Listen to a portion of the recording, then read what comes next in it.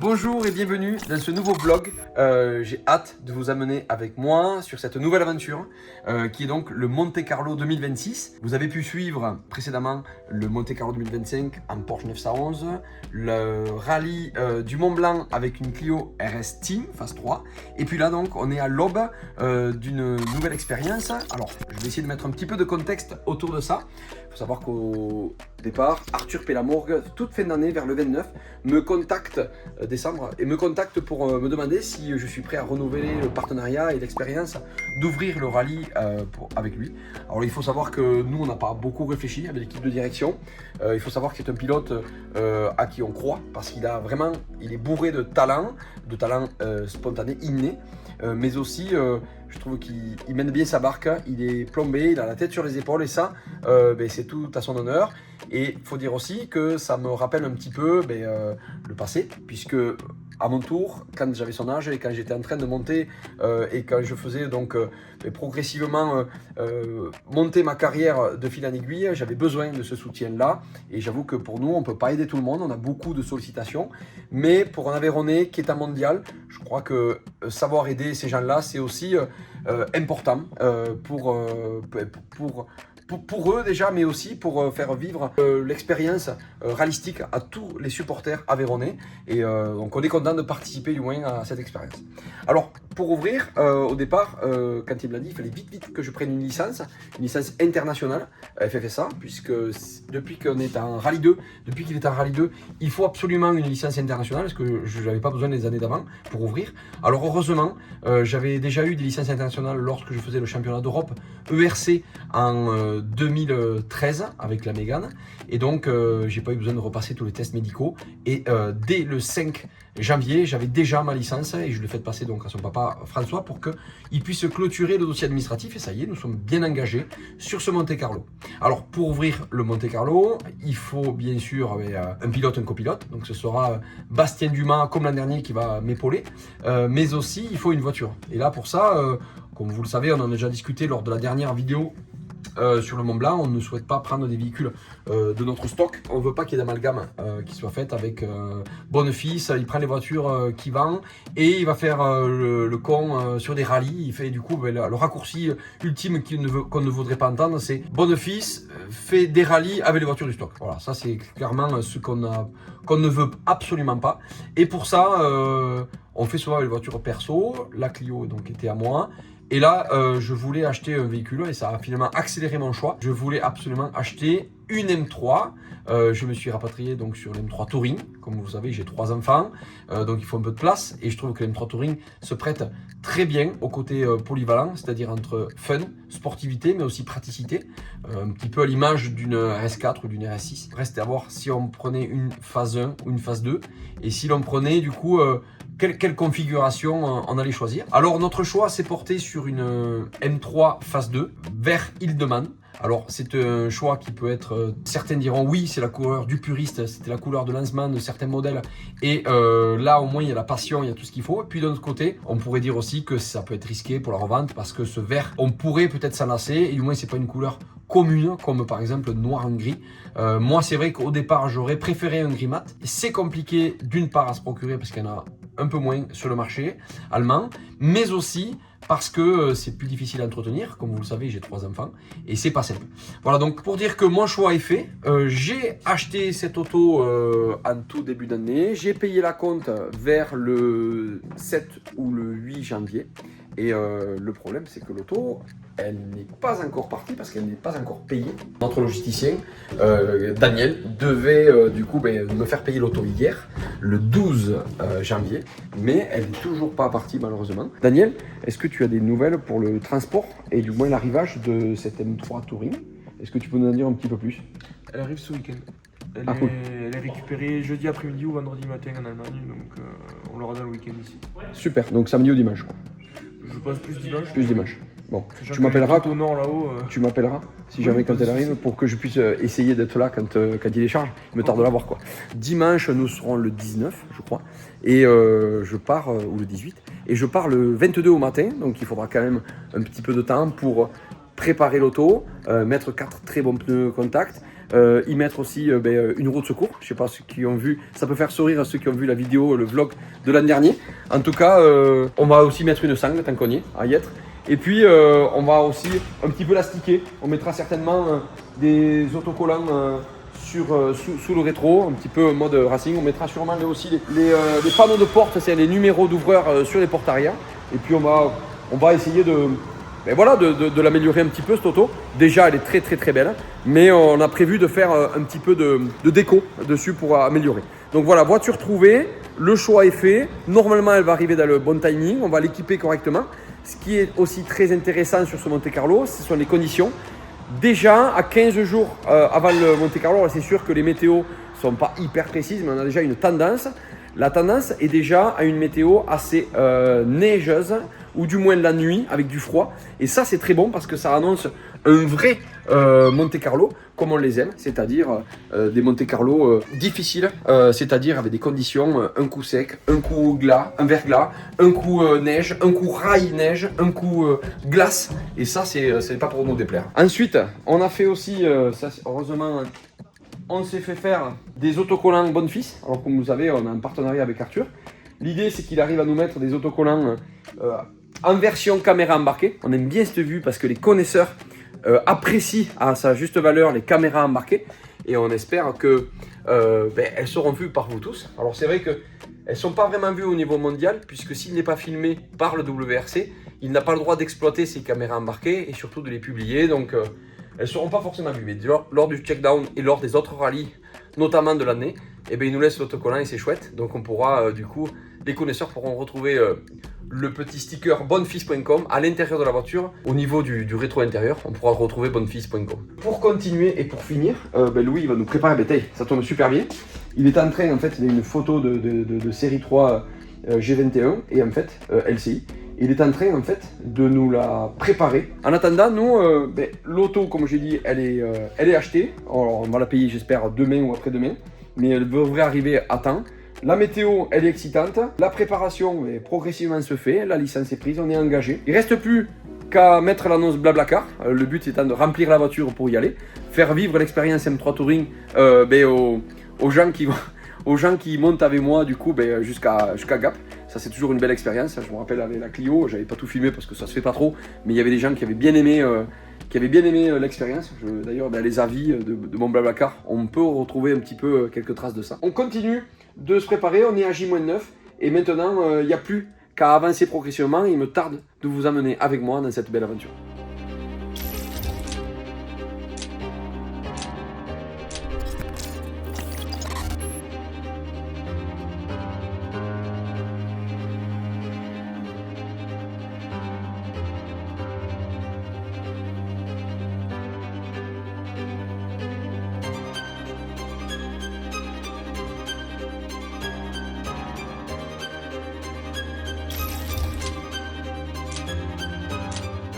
Petit point logistique, alors on est un petit peu en flip parce que j'ai payé, on est donc lundi, la semaine du rallye, j'ai payé l'auto jeudi dernier, virement instantané. Malheureusement, je l'ai fait le soir, ça a changé de vendeur, le vendeur qui a reçu le virement ne l'avait pas dit au nouveau, du coup on n'a pas voulu libérer l'auto. Donc j'avais le transporteur qui a attendu tout le week-end. Là on est lundi, elle est partie ce matin, mais je sais pas si on l'aura. Elle part de l'autre bout de l'Allemagne. J'espère qu'il n'y a pas trop d'intempéries, qu'il n'y a pas trop de neige, qu'il ne va pas y avoir de blocage, parce que clairement il va falloir étudier peut-être un plan B. Donc on est sur l'expectative, on attend impatiemment. J'avoue qu'il y a un petit peu de stress qui est présent, donc on verra bien.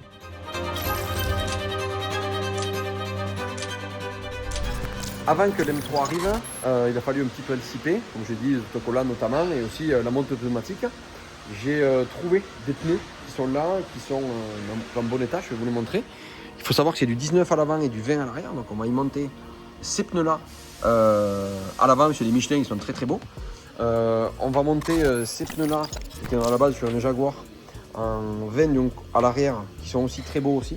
Par contre, il y a un petit truc, ceux qui connaissent vont reconnaître ce chiffre là, c'est juste ça qui va peut-être mettre en difficulté un petit peu quand ça va être vraiment verglacé. Mais bon, en attendant, le pneu est bon et on va improviser. Déjà on a fait un gros step par rapport à l'an dernier, puisque l'an dernier on était On était en Porsche 911 propulsion, donc là clairement on est un gros step puisqu'on est en 4 roues motrices. Donc je pense que ça va le faire. Je préfère avoir les pneus tendres à l'avant pour avoir la direction. Et puis derrière après on verra bien comment ça fait.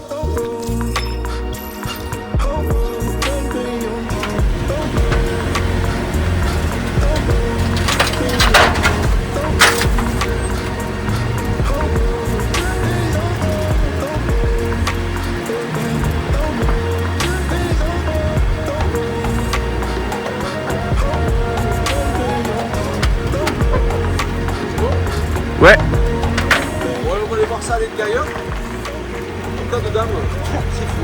Oh. Les baquets, les sièges sont extraordinaires. La dalle elle est fabuleuse. Attends, je t'allume. Le volant mes plats il fait vraiment la diff. Allez, on va aller voir ça à l'intérieur. Là, je suis excité comme un gitan au salon de la caravane. Là, c'est l'excitation totale. Absolue là. C'est incroyable comme cette caisse, elle me fait triper. Déjà parce que bon, mais elle a un nom qui clairement a fait rêver plus d'un et moi le premier. Mais aussi parce que c'est une voiture de fou en fait. C'est putain les sièges massants et tout. Oh là là là, fabuleux. Bon, on va se mettre à la lumière et on va analyser tout ça. Je rentre dans le hall d'expo. Cette voiture est folle, regardez, je vous laisse voir. C'est grandiose. La dalle, bon déjà ça on la connaît parce qu'on la vend beaucoup et on l'a énormément sur quasiment tous nos produits maintenant sur toutes les séries 3 LCI. Mais là, le volant méplat, un vrai volant M, c'est la folie. Il me tarde de pouvoir explorer un petit peu tous les modes, tous les menus. Le point d'échappement, la caméra 360, il y a les feux laser. C'est fabuleux, allez. Allons voir ça un petit peu de l'extérieur. Voilà la couleur, elle est folle parce qu'elle est vachement nacrée. En fait, on peut voir du vert foncé, on peut voir du vert clair. Oh, le volant avec le repère rouge, on croirait que c'est une voiture de course. Mais l'intérieur, il est complètement fou. Et encore, elle est tellement neuve, il y a encore l'autocollant sur le M3, quoi.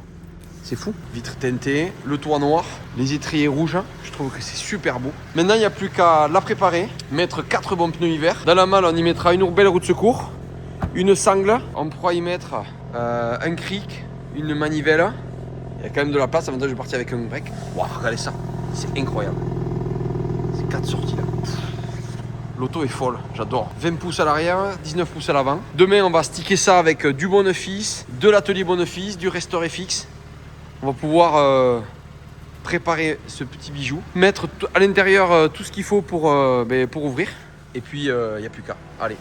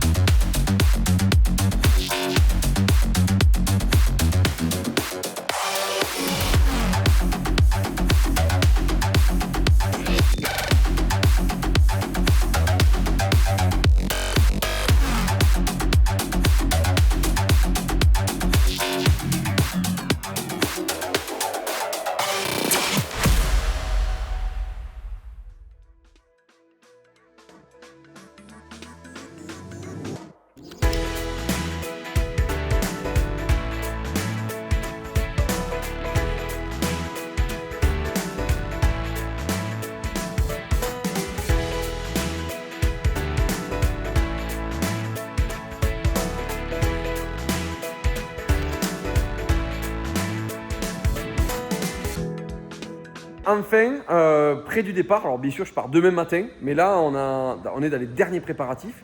Vous avez vu, on a monté les pneus hiver. On a stické l'auto. Regardez comme elle est belle. Une fois fini, regardez l'arrière comme il est monstrueux. Bien sûr, Louis l'a bien mis en version arrière parce que c'est là où elle est la plus jolie, je trouve. Parce que l'arrière est très très bombé, l'arrière il est très ramassé. Vraiment, vraiment très beau. Je ne sais pas ce que vous en pensez, mais moi en tout cas la couleur je l'adore parce qu'elle est très nacrée. On retrouve, j'avais peur vraiment du vert criard que pouvait donner ce vert sur les photos. Et en fait, on s'aperçoit que quand on le regarde en reflet, on voit du vert très très foncé, limite du wok green. Alors que là, on a du vert un peu plus clair, mais ça reste au pire un vert menthe, et qui est vraiment très très beau. Nous on adore. Donc les préparatifs sont en cours. Donc comme je disais, les stickages sont finis. On a même préparé l'auto pour l'ouverture de rallye. On a donc cette roue de secours, bien sûr, parce que l'an dernier, on a eu malheureusement droit à une crevaison. On avait pris la manivelle, mais on n'avait pas pris le cric. Cette année, c'est la grosse évolution, c'est le cric. Et puis on a même prévu, au cas où, une vraie sangle pour pouvoir sortir des gens ou nous sortir si jamais ça venait à craindre un peu plus. Et puis on a aussi prévu à l'intérieur, alors on a PHP qui est en train de nous le préparer.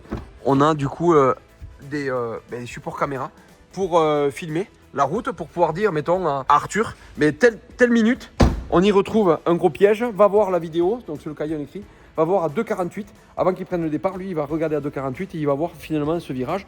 Si, mettons, on ne sait pas comment le noter, ou si il y a vraiment un piège spécifique, il faut qu'il voit avant, ça aide énormément. Donc tout ça sera fait. On ramasse tout à 8h du mat à Salon de Provence et je vous réserve une petite surprise juste après. On va aller voir une pépite. Donc je vous en dis pas plus, rendez-vous demain. En attendant, ce soir c'est les sacs. On prépare les cartes, on prépare un petit peu le programme du rallye. On continue à faire monter progressivement un petit peu la pression en regardant les résultats du check-down, en regardant les premières images du rallye. Et puis, il n'y a plus qu'à. Voilà. On part du centre de vente. J'avais vraiment envie de vous faire une petite séquence vidéo parce que c'est quand même une émotion d'être au volant d'une voiture comme ça. Je vous promets qu'elle sent la BM neuve. Vous savez, les BM, elles ont vraiment une odeur un peu spéciale. C'est le cuir qui fait ça. Et je suis tellement bien dedans. Les sièges sont hyper confortables. L'odeur est excellente. Le volant, il est extraordinaire. Le volant mes plats, il est fou. C'est incroyable de pouvoir avoir une auto comme ça entre ses mains. Comme je le disais hier, il y a avoir une voiture comme ça qui est vraiment géniale et aussi avoir le mythe d'une voiture, le côté aussi mythique de l'M3 Touring qui est extraordinaire. Donc là, c'est fou. Je suis trop excité en fait à l'idée de pouvoir faire ce week-end, de pouvoir faire autant de bornes avec une auto comme ça, qui plus est sur des belles routes, qui plus est au Monte Carlo, aussi mythique lui aussi. Qui parle de lui-même, hein. Le Monte Carlo c'est quand même le rallye le plus mythique que tout le monde veut participer.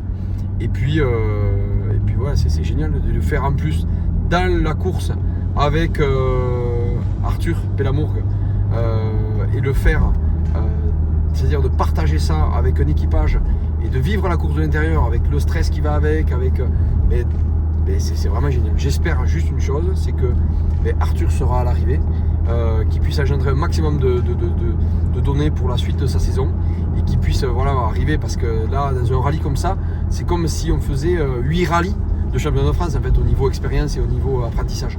Donc je lui souhaite énormément de bonnes choses pour lui. Et puis voilà, nous on n'a plus qu'à se régaler. Et voilà, donc soirée un petit peu routinière ce soir, et puis demain c'est parti. Nous sommes la veille du rallye, je suis en train de préparer, vous voyez, avec mon petit PC, je suis en train de préparer finalement la course. Je suis en train de revoir un petit peu, on s'est eu hier au téléphone avec Arthur, où on a recalibré un petit peu les besoins de chacun, de quoi il a besoin exactement comme modif. Alors je vais vous montrer un petit peu le lexique et les notes, un peu comment ça se passe quand on est ouvreur et qu'est-ce que les pilotes ont besoin d'entendre. Alors je vais vous montrer ici sur une sorte de lexique de notes. Je vais essayer de zoomer un petit peu, où on a finalement les virages, la difficulté de chaque virage, mais surtout les pollutions. Alors ça c'est un lexique que j'avais fait moi-même à l'époque, parce que ici j'ai le mien, vous voyez le Germain ici. Là on est sur celui d'Arthur, il est quasi identique. Par exemple pour la pollution, ici on peut voir les différentes pollutions que l'on a. Et ce qui est intéressant sur Monte Carlo, c'est ici. Voilà. Il y a vraiment une différence entre le givre, le verglas, la glace, la neige, la soupe.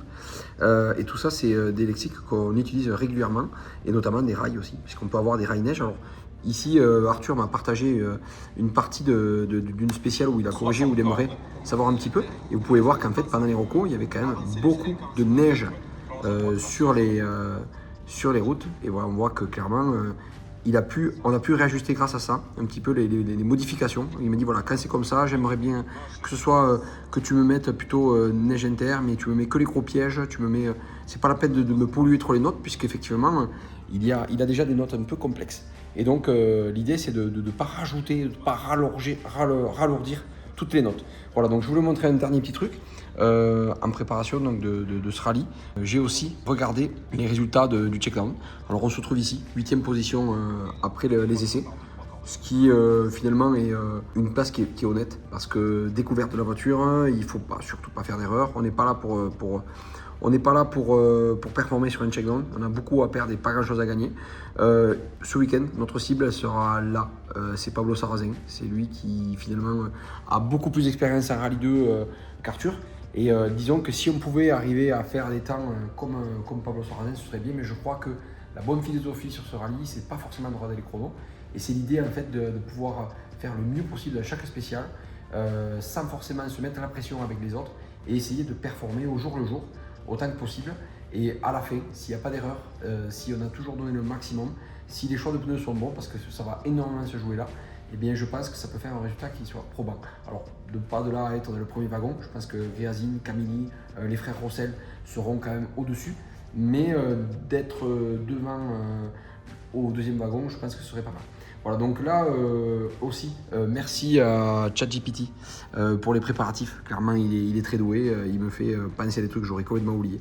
Un chiffon pour pouvoir essuyer le pare-brise quand il est complètement payé. Mais le télépéage et le coyote, j'avais zappé. Voilà. Donc il y a pas mal de trucs, quelques outils, c'est assez sympa.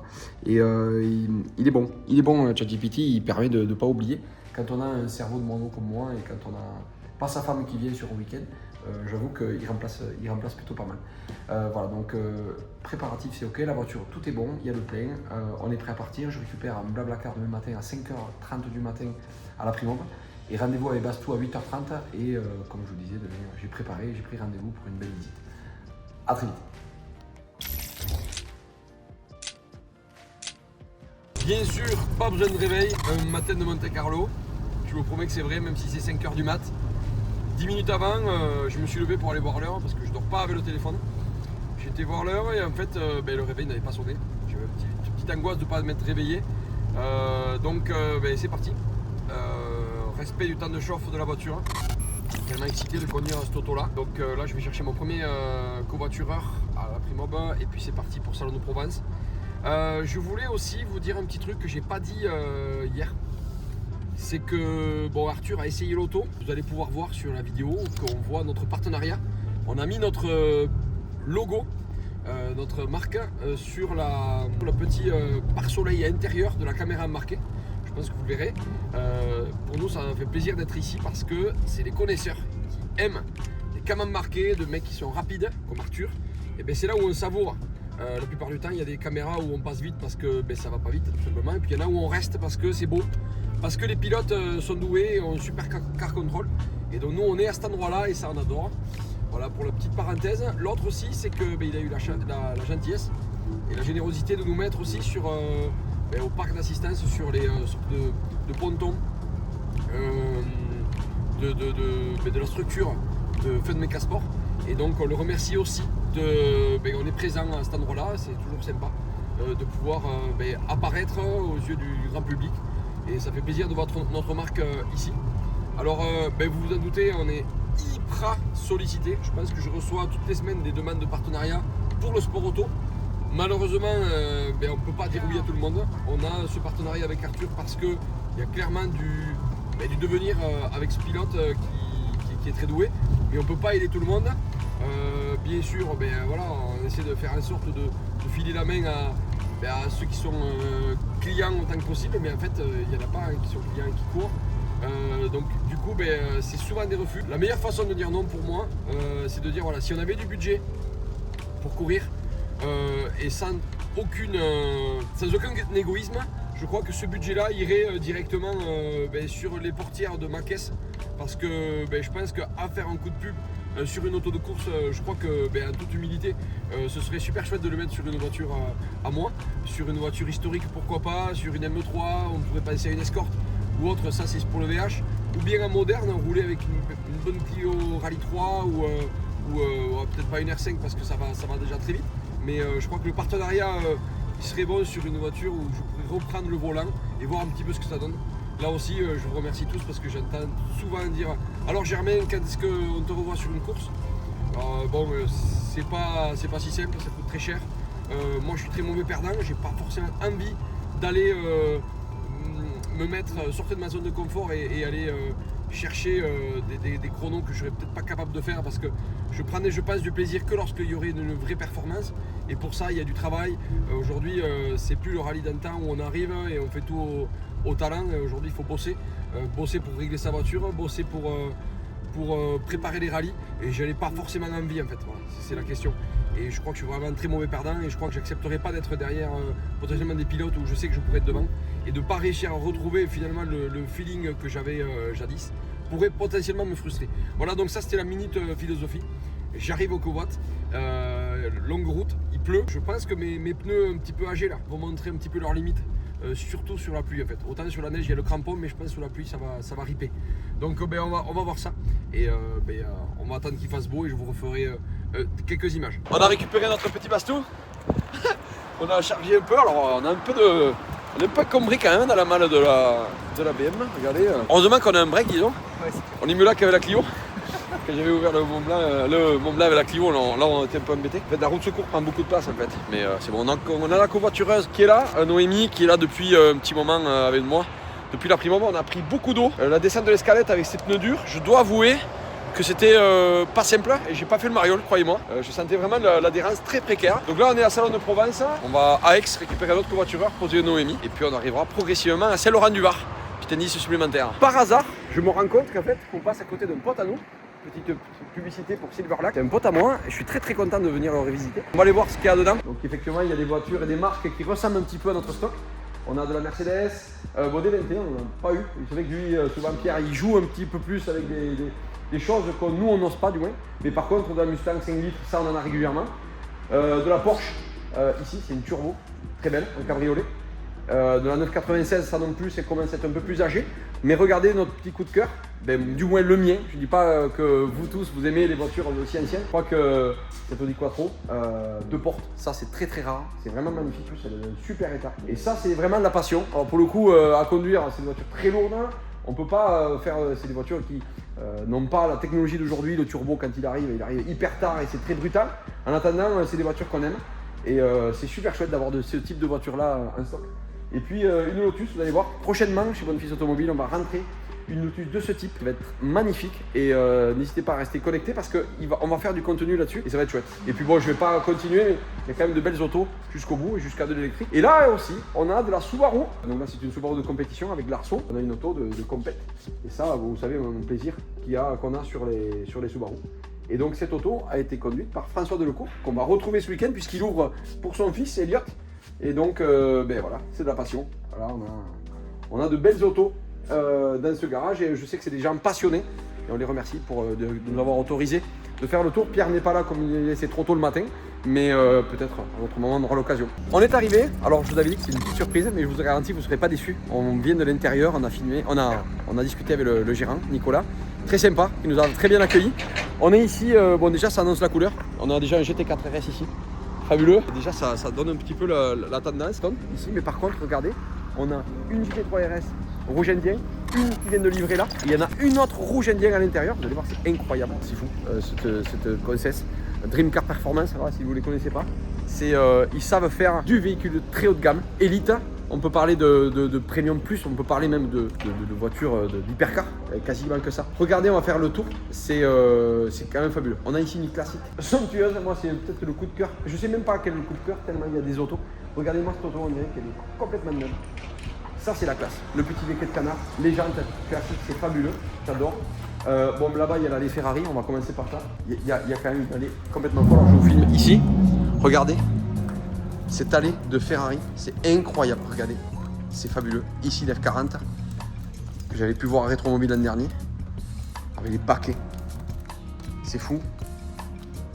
Toute l'allée de Ferrari. En étant qu'on est en Italie, ici il y a 2 MV Agusta avec une ACO, une Agostini. Là, ça, ceux qui connaissent se reconnaîtront. Bon, on a un M ici, GT4 RS, alors GT4 RS ici. Là. Il y en a un autre ici, donc ça veut dire ça fait 3. C'est quand même fou. Ici, un GT4 traditionnel. Derrière, un Bentayga et le SUV Aston. Le SUV, pardon, et le SUV Lamborghini. Une Porsche, une Alpine R. Ici, il y a une GTR Nismo avec la préparation Nismo avec plus d'aéro, plus de méca, plus de train. Elle est en train de préparer une R8 GT pour la livraison. Donc c'est une GT de phase 2. Un petit peu comme le pack LMS. Ici, une M3 CS neuve dans le papier. Elle a 49 km. Il a récupéré neuve chez BMW. Et puis là, une SVJ fabuleuse. Regardez sous la décoration. C'est incroyable. 2 GT3 RS en 91, juste là. Et alors regardez, on n'est pas venu pour ça. On peut voir ici l'Audi R8 GT. Alors regardez, si on monte à l'étage, c'est la petite surprise que je vous ai gardée, que je vous ai dit. J'avais très envie de venir voir une auto en particulier parce que je commence à me projeter progressivement sur l'achat d'une Subaru Impreza, mais pas n'importe laquelle, vous allez voir. Elle est incroyable. Ça, c'est la première de ma vie que je vois comme ça. C'est fabuleux. Alors d'abord, ici, on a d'autres autos.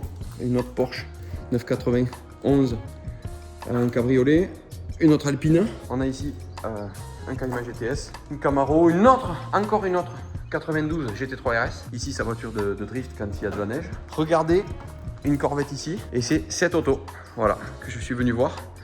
Une 22B. C'est-à-dire que moi, vous savez, j'ai la P1 en 2 portes. Voie étroite. Et ici, il y a une 22B dans un état incroyable. La peinture est fabuleuse. Regardez l'arrière. On reconnaît vraiment la Subaru Impreza de Colin McRae. Tout début, fin des années 90, début 2000. Avant le changement de caisse. Cette voiture est incroyable. L'intérieur, elle est d'une propreté. Les coutures de siège sont fabuleuses. Le volant est neuf. Le pommeau de vitesse est neuf. Regardez quand même le prix. C'est quand même un petit peu affolant pour une Subaru Impreza, mais n'empêche, c'est la rareté qui fait la diff. Et au niveau mécanique, les courroies sont toutes neuves. Elle est clairement hyper propre. Regardez, ça c'est d'origine. C'est incroyable. Donc cette auto est vraiment très belle. Je suis venu voir celle-là parce que progressivement je m'y intéresse. On va en rediscuter sur la prochaine vidéo YouTube. Puisque on va aller voir une normalement sur Paris. Donc restez bien connectés à YouTube si vous voulez voir la suite. En attendant, merci beaucoup à Dream Car Performance. Je suis désolé, j'étais pas trop à l'aise parce qu'il y avait du monde et j'aime pas trop me filmer comme ça en public. Mais en attendant, merci à Dream Car Performance pour la visite, pour nous avoir montré toutes ces autos. Et on est très content d'avoir vu ce showroom qui est incroyable. Je vous invite à y venir ou regarder un petit peu leurs annonces. Alors c'est un tout petit peu des concurrents sur certains produits, mais on n'est clairement pas sur le même secteur. Là, on est vraiment sur la voiture folle et c'est vraiment génial. Donc merci à eux et puis on n'a plus qu'à aller, on va aller manger au resto. On va retrouver Arthur, François, Bastou et on va donc manger au restaurant tous ensemble pour se briefer un petit peu avant le rallye. Mais là, je vous avoue, je suis un petit peu ému. Beaucoup de grosses voitures et c'est fou. Là, on n'était pas passé ici. Il y avait aussi une Aston Vintage cabriolet, une autre 91, des 92 en cabriolet, en turbo et puis un Spider RS, ça aussi c'est très rare, vous pouvez regarder comme il faut. Mais voilà, moi je crois que mon coup de cœur, c'est la classique. Je sais pas ce que vous en pensez. Ou ça. On est au départ de la première spéciale. Regardez. Une Focus RS du team UK Ford. Bon, on a mangé avec Arthur et Bastou, et François et la copine d'Arthur. On sent quand même que la tension est palpable. Arthur n'a pas mangé grand chose de son assiette. On sent quand même qu'il y a quand même de la pression et c'est normal hein, parce qu'en fait on ne sait pas où on va. Première spéciale, normalement tendance juste mouiller plus. Mais par contre le truc c'est qu'on a vu plein d'images et la 2 et sûrement la 3 est pleine de neige. Et donc ça veut dire un choix de pneus qui est pas simple à faire parce que tu peux jamais avoir le bon choix en fait, tout simplement. Donc voilà, attention, c'est palpable. Donc nous, comme je le disais, comme vous l'avez vu, on a collé tout, autocollant et tout, on est prêt. On a le cahier de notes de Bastou qui est là, départ de la première. On a la caméra, vas-y mets là Bastou pour voir. En fait on filme On va filmer pour Arthur directement avec cette cam. Et puis voilà, moi je me suis mis, grâce au siège à mémoire, la position la plus haute possible pour bien voir les cordes et pour être vraiment haut. Et après en liaison, souvent je change grâce à cette mémoire là, je change un petit peu la position pour être beaucoup plus bas. Et là je suis vraiment très haut, je ne conduis normalement jamais comme ça. Mais ça me permet de mieux voir et de surplomber. On a Stéphane Lefebvre qui était juste à côté là avec la Yaris, attends moi la filmer. La Yaris phase 2. Je sais pas si c'est une Cebogier, mais en tout cas il a le numéro 1. Mika Burry, Steph Lefebvre, derrière, on est bien entouré et on va partir donc pour la première. On espère que tout va bien se passer. Je pense qu'il n'y aura pas de grande surprise. En fait voilà, on peut voir que la route elle est complètement trempée et qu'il ne va pas y avoir de grosses modifs d'entrée pour une première spéciale. C'est surtout dans les deux autres qu'il va y avoir la différence. Donc là on va pas tarder à partir, on attend en fait le dernier moment avant de décoller pour pouvoir passer et avoir les notes les plus fraîches possibles. Nous sommes sur une très longue liaison qui va nous mener à la spéciale numéro 2. On suit Steph Lefebvre qui est juste là, l'ouvreur de Sébastien Ogier, avec une Yaris phase 2. On en voit assez peu parce que ça coûte tellement cher. Du moins on n'en voit pas en France parce qu'il y a trop de malus sur ces autos là. Bon, la route est trempée. On a commencé à avoir un petit peu de neige sur les bords. Là vous pouvez le voir, mais là il y en a peu, mais on a passé un col où c'était bien blanc sur le côté. Et ce qui est clair, c'est qu'il va y avoir de la neige au col d'après, au spécial où on va arriver. On a encore un petit peu de route, puisqu'il reste encore 1h30 de route, donc on a une très longue liaison. On attend de bien discuter avec Bastou et surtout le live va commencer dans 10 minutes. On espère qu'on va capter parce qu'on suit le rallye en direct. Et ça c'est plutôt chouette parce qu'on a vu les choix de pneus qu'avaient fait les premiers. On est sur des choix assez audacieux comme je disais. Sébastien Ogier a pris 2 super soft et 2 clous. Alors je vois pas trop comment il va faire dans la première spéciale vu toute l'eau qu'il a évacuée. A priori il partirait avec les super soft devant et les clous derrière. Moi, j'aimerais bien être spectateur. Hein. Clairement, j'aimerais bien voir un petit peu ce que ça va donner parce que vu l'eau qui est évacuée avec des super softs fermés parce qu'on ne peut pas retailler les pneus, j'ai vraiment peur pour Seb Ogier. Il y a Elfin Evans qui a fait le même choix que lui et tous les autres ont choisi 4 clous et 2 neiges, ce qu'on appelle les thermogommes. C'est-à-dire c'est les mêmes clous que les mêmes pneus que les clous, mais il n'y a pas tout simplement les clous, c'est tout simplement des thermogommes.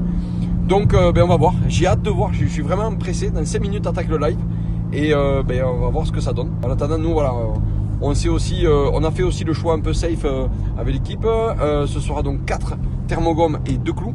A priori il partirait avec les thermogommes devant et les clous derrière et puis il pourra passer donc les 4 clous dans la spéciale numéro 2 et puis la 3 on va voir parce que c'est la nuit.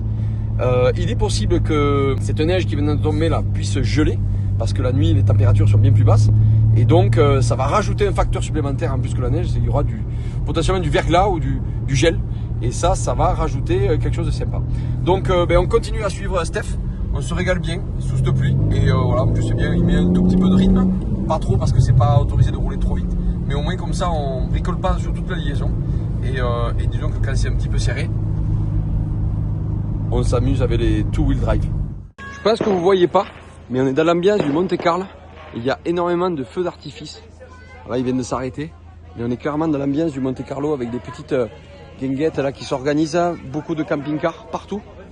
Et puis les ouvreurs ici qui finalement font passer les notes à la fin de la première journée. Alors, il se trouve que nous sommes à l'arrivée de la 3e spéciale. Il y a plein de spectateurs là-haut. Vous avez loupé parce qu'ils faisaient sauter, péter plein de feux d'artifice. Vous savez, c'est ces fameux premiers soirs de Monte Carlo, chaque fois il y a des feux d'artifice partout, vous l'avez tous vu à la télé. On a fini d'ouvrir, la spéciale est beaucoup plus clean que l'année dernière, vous avez vu la neige incroyable et énormément de sorties de route. On va vous mettre les différentes sorties en vidéo là. Mais hyper piégeux et finalement c'est dans ces conditions que Arthur a tiré son épingle du jeu. Il fait un temps incroyable à 2 secondes de Sébastien Ogier. Il fait le 4e temps ou le 5e temps de la catégorie Rallye 2. À 6 secondes seulement et surtout il est 5e de la catégorie, il est 14e en général, ce qui est incroyable. Franchement c'est inespéré. Le truc là c'est qu'il faut pas prendre du tout, il faut garder vraiment la tête sur les épaules parce que le rallye est tellement long, on a juste fait 2 spéciales. Bon ça a déjà pas mal étayé, sortie de Châtillon, a priori Delecourt a abîmé un petit peu son auto, mais Griadzine a tapé, Rossel a tapé et abandonné. Donc c'est clair que ça étaye de serait-ce que dans sa catégorie, même devant, hein, on a vu la sortie de McCarlin et de Payari. Donc là ça étaye énormément. Il faut absolument qu'Arthur garde en tête l'arrivée du rallye. Moi j'ai remis sur mon débrief ouvreur. Vous voyez la spéciale est juste là. Là c'est juste le point stop. Ils arrivent ici. En fait On va aller voir le point stop de l'arrivée finale de la journée. Mais c'est incroyable les écarts qu'il y a. C'est déjà un début de Monte Carlo sensationnel. Franchement, on ne s'attendait pas à ça. Donc là, vous voyez, je suis à côté d'une belle église et d'un beau village de la campagne, hein, clairement. Il fait 1 degré, donc pas de risque de gel. Dernière spéciale normalement tranquille. Par contre, on a eu un brouillard à couper au couteau au milieu de la spéciale qui devrait redistribuer encore une fois les cartes. Et ça, Arthur, on sait que dans ces conditions, il est bon. Donc on va voir ce que ça donne, j'ai hâte. En tout cas, nous on se régale avec Bastou. La voiture marche super bien, c'est un régal cette voiture. Dans la neige, nickel, même en propulsion, je suis passé partout. Au contraire, on peut voir si ça glisse plus ou moins, si c'est de la neige ou si c'est de la glace. On peut vraiment le voir en mettant un coup d'axel un peu franc. Donc super premier débrief, super content de cette première journée. J'ai fait énormément de kilomètres. J'ai regardé, j'ai même pas fait 1500 pas aujourd'hui parce que je suis parti à 5h du mat et on a roulé toute la journée parce qu'on est descendu à Nice, on est remonté, on est quasiment à Gap. Donc c'est énormément de bornes, mais beaucoup de plaisir pris à ouvrir ces routes et c'est génial. Alors on entend péter, alors on ne voit pas, mais on entend les pétards là-haut dans la montagne. C'est quand même grandiose. Donc c'est le Monte Carlo, on est très satisfait et on a hâte d'être à demain et j'espère que Arthur va rester sur la route parce que là, si ça continue d'étayer comme ça et s'il reste sur la route, ça va faire à la fin un très beau résultat. Mais il ne faut pas oublier, le rallye c'est 4 jours et c'est encore beaucoup de kilomètres à parcourir, donc il ne faut pas s'enflammer. Au point stop de la toute numéro 3, c'est beau, j'y vais juste d'arriver. Juste là. On n'a pas les temps malheureusement parce qu'on ne capte pas en pleine campagne. On peut voir que la livrée est Red Bull, magnifique. C'est la première fois que la Yaris a les couleurs Red Bull. En tout cas, c'est très beau tout ça.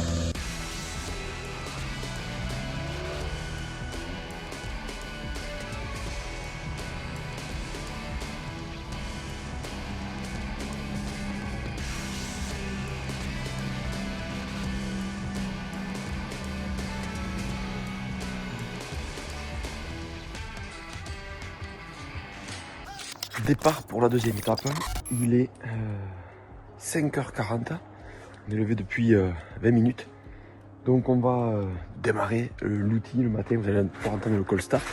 Bon apparemment ça va pas geler, la neige qui est sous moi là est encore molle, ce qui veut dire que potentiellement pas de glace, du moins sur Gap. On va voir sur les spéciales si on monte un petit peu d'altitude. Je vous propose qu'on démarre cet outil, écoutez bien.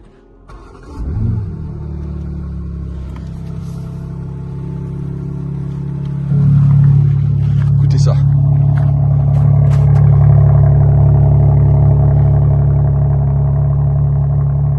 Je pense qu'il y a moyen de réveiller les voisins le matin quand on a ça dans un lotissement. En attendant, voilà, ce que je voulais dire aussi, c'est que la journée va être longue. Il y a 6 spéciales. Je vais essayer de vous montrer un petit peu plus, de vous donner quelques petits tuyaux. Bon, ce qu'on fait, le costard est terminé. On va vous expliquer un petit peu comment fonctionne le roadbook, on va vous expliquer comment fonctionnent les notes, et puis ce qu'on fait concrètement sur les notes. On va essayer de vous montrer tout ça aujourd'hui avec Bastou. Là, on a une bonne petite liaison d'entrée de matin, et puis c'est parti. Nous sommes un petit peu avant le départ de la première spéciale du deuxième jour, du vendredi. Et vous pouvez voir du coup, à quelques endroits, donc que la route est clairement claire ici. Et on a de très importantes plaques de verglas qui nappent la route, alors parfois par patch, parfois vraiment étalées sur toute la route. Et en fait, on peut se rendre compte que ça peut être hyper dangereux. Alors là, il y en a moins, ça roule tranquillement. On est à peu près à 2 km du départ.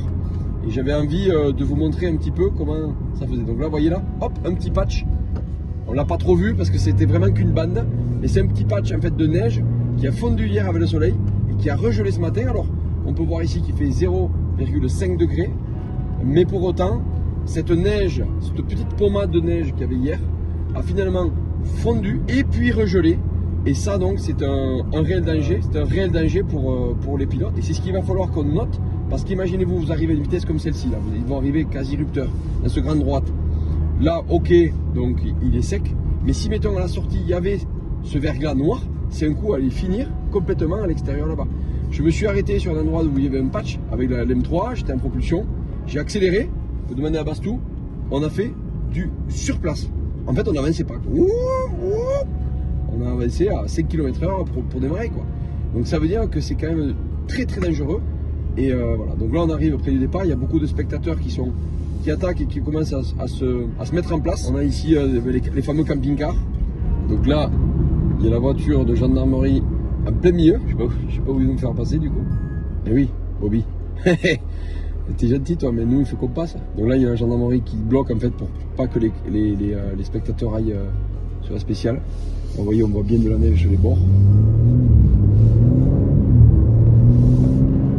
Voilà, encore des camping-cars ici.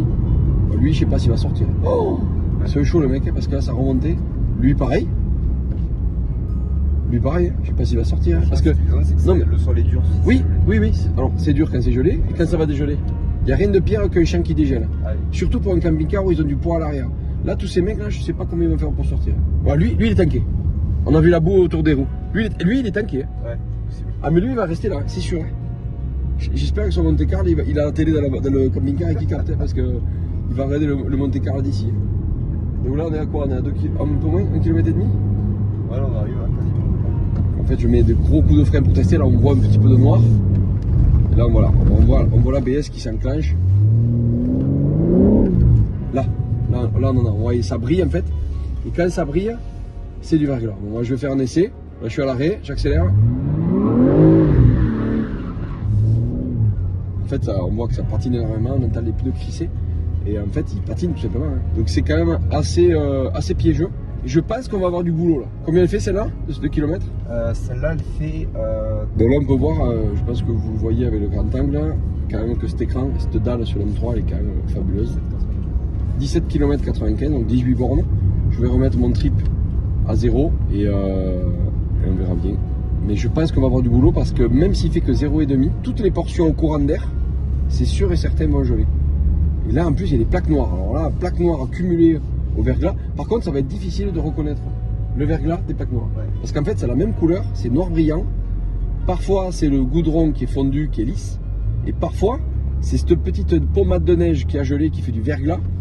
Et qui du coup est hyper dangereuse. Donc là en fait ce qui est encore plus compliqué et qui rajoute de la complexité dans notre taf là, c'est qu'à l'heure où on parle il fait 0,5, mais à tout moment quand le jour va se lever, on appelle ça l'aube, ça risque en fait de regeler le matin. Et c'est là où c'est dangereux. Donc là on a une plaque noire, vraiment c'est du lisse, et on va retester notre petit démarrage et on va voir si ça démarre. Ouais, là il y a le grip. Donc là ça va être compliqué à reconnaître le verglas des plaques noires. Donc là on va s'arrêter au CH. Ouais. On est un peu d'avance? Ouais. Donc là c'est le CH. Les coquins ils ont des bonbons. On pointe à 6h40 et on va aller près du départ. On va se positionner derrière Michael Bury, mon pote de la Suisse, ancien concessionnaire Subaru, mon frère qui vend plein de voitures en Suisse et qui n'est pas lui pour le coup contraint du malus. On en discutait hier, il a beaucoup de chance.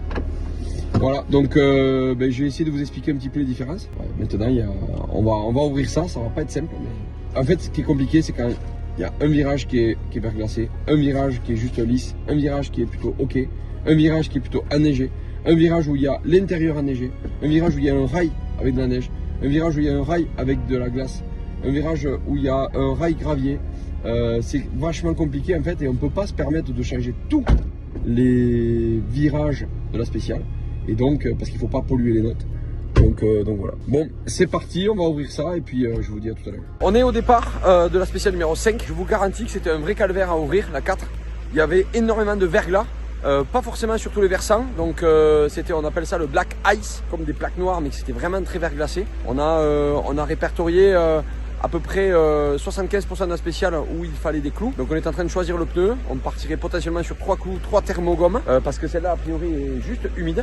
La dernière aurait un peu de neige, donc le choix est compliqué. A priori on s'orienterait vers le même choix que les autres aussi. Donc c'est parti sur les chapeaux de roue d'entrée ce matin.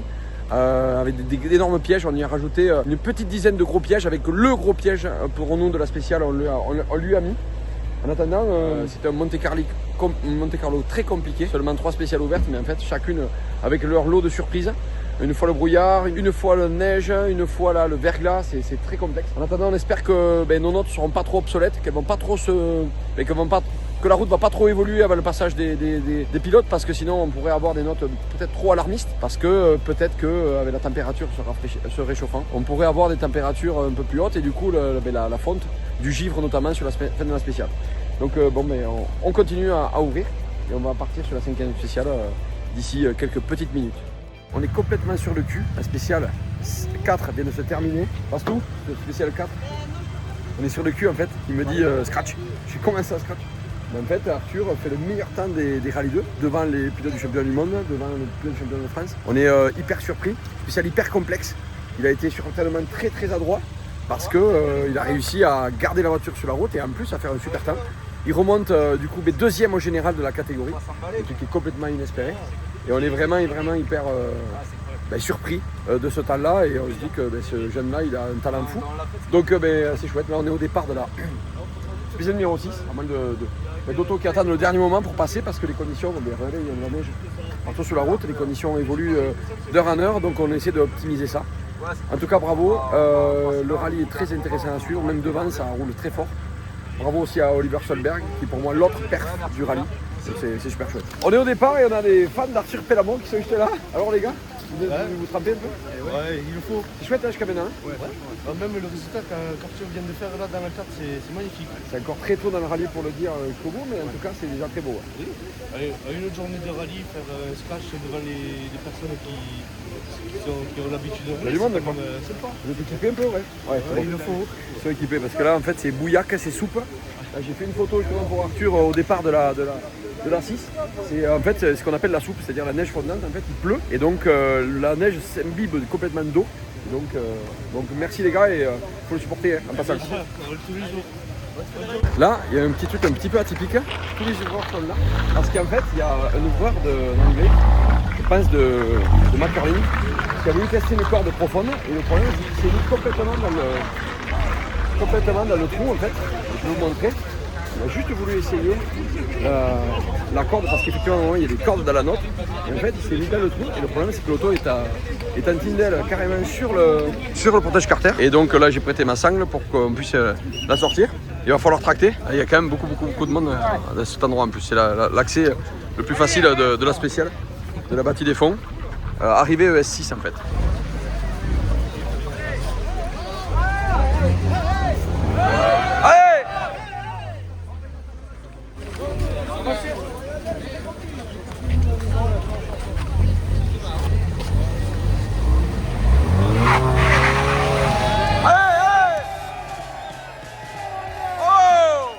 Bon voilà, elle est sortie, donc on va pouvoir continuer. Je vais pouvoir récupérer ma sangle. Parce qu'on apprend de ses erreurs, l'année dernière je m'étais tanké avec la Porsche, rappelez-vous, sur le blog numéro 1. Et j'avais pas de sangle, donc là cette fois j'en ai pris une. Donc c'est bon. Il est sorti, je pense qu'il a bien dû abîmer un petit peu l'embrayage et les pneus. Ça a beaucoup patiné tout à l'heure, ça fumait énormément. Je n'ai pas filmé à ce moment-là. Mais en tout cas c'est bon, elle est sortie. En tout cas un passage où il y a énormément de monde, vous pouvez le voir. Et ça va être très spectaculaire parce que c'est une enfilade qui se salit un petit peu. Il y a un frein de suite ici pour une équerre. Et après ça part jusqu'à la ligne d'arrivée. Très beau passage. Aujourd'hui j'ai la chance de manger avec Gabriel et Denis Giraudet qui est aussi dans super bien. On le glisse un petit peu parce que le bas il est derrière. Et leur pilote est en train de faire encore une fois une performance majuscule. Il va dépasser la minute d'avance sur le nord. Donc on fait un petit repas, on débriefe un petit peu l'ouverture. On se rappelle du souvenirs aussi, moyen. C'est à 7h31, 9 d'avance. Donc en fait il a fait la différence, on tire sur la neige. Eh oui, on n'est pas là. Mais c'est pas bien.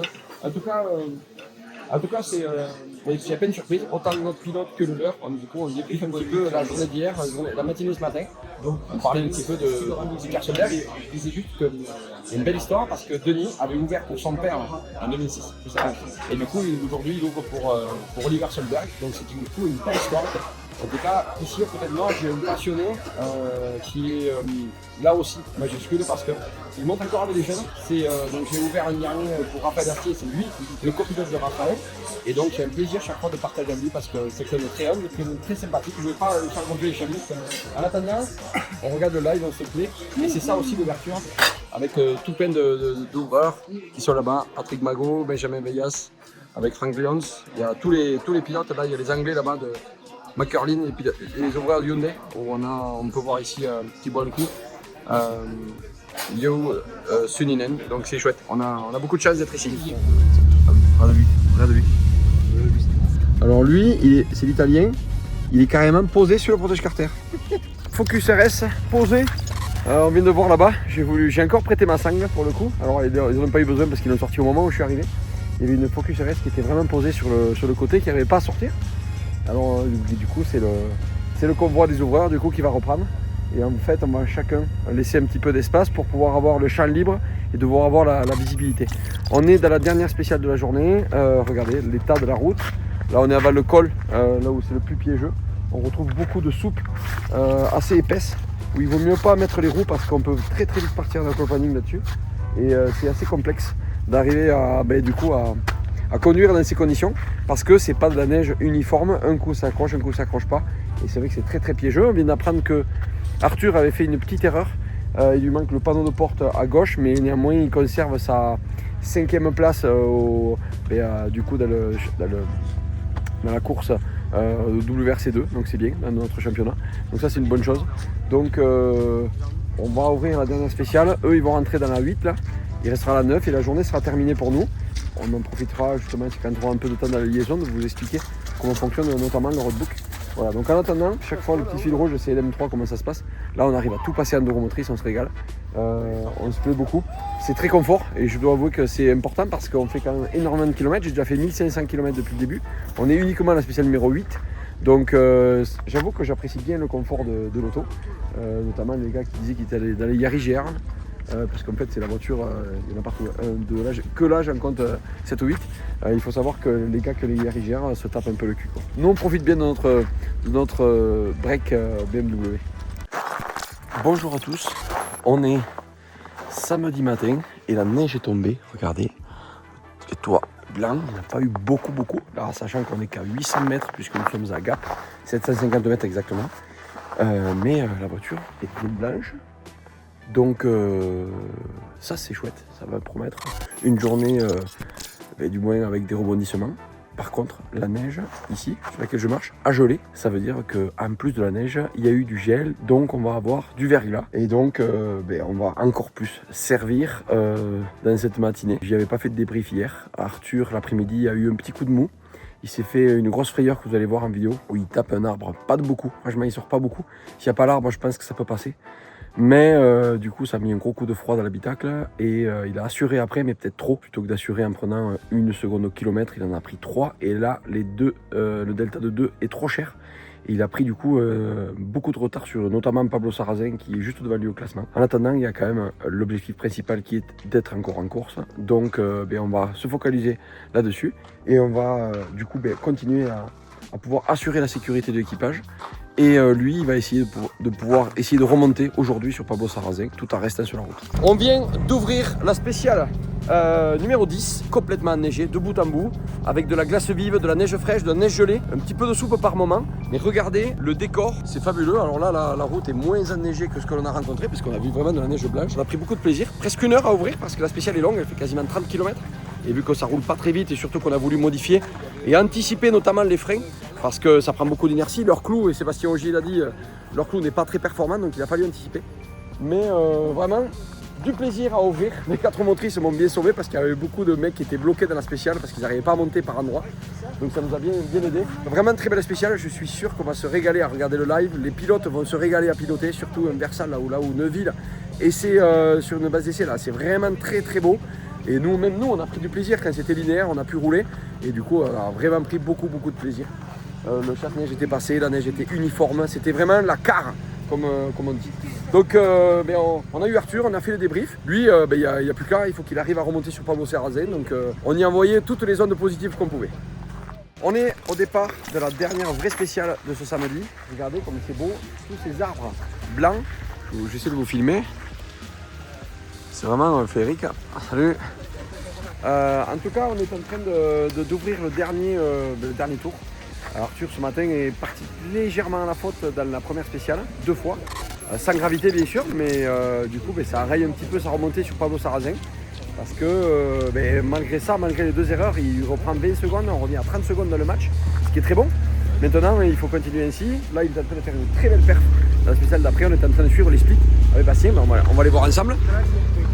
Et on va regarder où c'est qu'il en est. Du coup, ça dit quoi les splits, Bastou? Dernier split, Arthur était en tête des rallyes 2 avec 2 dixièmes d'avance sur les Euro 7. Et t'as pas des nouveautés là? Et non, j'essaie d'actualiser là, tu vois. Mais... Faut savoir que ça capte très mal. Lui, il a SFR, il capte partout. Moi, j'ai Orange, ça capte pas. Je suis dégoûté. On va pas suivre les lives ni rien, heureusement qu'il est là. On suit en fait split par split, c'est-à-dire intermédiaire par intermédiaire. Là, dans la spéciale numéro 11, il est parti sur un rythme très moyen, puisqu'il prenait pas mal de secondes par rapport à tous ses concurrents, notamment Pablo Sarrazin. Et finalement, au fur et à mesure de la spéciale, il est remonté pour avoir le scratch provisoire. Alors l'avenir nous le dira. Peut-être quand ce vlog sortira, bien sûr qu'on le saura. J'espère qu'il pourra aller chercher un deuxième scratch de la catégorie. C'est à cause de faire un scratch, comme on disait. Tu as fini 5e et tu as fait 2 scratchs. Et bien, en fait, ça rajoute une dimension en fait, à la performance. Donc déjà la performance d'arrivée, ça c'est déjà hyper important. Donc là aujourd'hui, s'il termine la spéciale, il lui restera celle qu'on va ouvrir. C'est quand même un gros morceau, quasiment 30 km. Ils ont passé ce matin plus de 48 minutes dans la spéciale, ce qui est énorme. Donc, pardon, pas 48, 28 minutes, pardon. Et de demi-heure dans une spéciale de rallye, en plus avec des pièges partout, ça doit être quand même une sacrée performance. Surtout quand on est en vigilance rouge dans tous les virages parce qu'il y a des pièges partout. Donc là, on va repartir. Baston, on en profite. Est-ce que tu peux nous expliquer un petit peu le cahier de notes et les notes d'Arthur ? Comment ça fonctionne ? Moi j'ai la photocopie des notes de Baston et en fait nous le but c'est de corriger ces virages en temps réel. Donc je vais vous montrer les corrections qu'on peut avoir. Voilà, ici là. Par exemple ici on a marqué glisse plus, ça veut dire que nous à notre passage on a constaté que ce virage glissait plus que tous les autres. Ouais. Donc pour nous ça valait le coup de lui dire. Ok. Voilà. Après on y a rajouté des freins un peu plus tôt parce que les conditions sont un peu précaires. Donc voilà, c'est pour le mettre en fait, ça prend un peu d'inertie lorsque l'adhérence est hyper précaire et si tu freines à l'endroit où normalement il y a du grip, c'est trop tard. Quoi. Petite chose, comment tu fais d'ailleurs ? Moi j'ai la réponse mais tu peux l'expliquer aux gens. Sur le second tour, si tu refais des corrections en vert, on verra pas vraiment. Alors j'ai stylo 4 couleurs. Donc du coup j'ai 4 passages. Je peux avoir 4 couleurs différentes. On pourrait faire 4 passages si on veut. Bon, merci Bastou pour ces explications. On va aller ouvrir la spéciale et puis on va descendre tranquillement sur Monaco puisque ce soir il y a une super spéciale à Monaco. Avec Bastou, on est en train de regarder le direct. Il y a des rebondissements de fou dans la spéciale numéro 12. Il faut savoir qu'elle est dans un état exécrable. Moi j'ai rarement vu ça, franchement. J'en ai fait des rallyes, j'en ai ouvert des rallyes, mais là clairement il y a la neige fondante de la soupe qui se mélange à la boue. Et c'est clairement impraticable. Je ne sais pas comment ils font pour faire ça pendant 25 minutes, à jouer leur chèque de caution tous les virages, parce que clairement c'est très très dangereux. Donc là on est en suspense parce qu'on voit que Arthur fait des meilleurs temps à tous les splits de la spéciale numéro 12. On se rappelle que l'objectif premier c'est de finir, mais là avec le rythme qu'il met, on se demande comment il arrive à joindre les deux objectifs, c'est-à-dire finir mais aussi d'arriver à faire une place dans le top 5. Donc clairement là on est en gros suspense. Bastou il m'a confié qu'il voulait arrêter de regarder le téléphone parce que c'était trop difficile. Bon il l'a repris direct. Alors ça dit quoi Bastou les splits ? Arthur a fait une petite erreur, il a fait un petit tour dans une épingle, il perd une dizaine de secondes. Ouais. Pour l'instant il y a il y a les devant.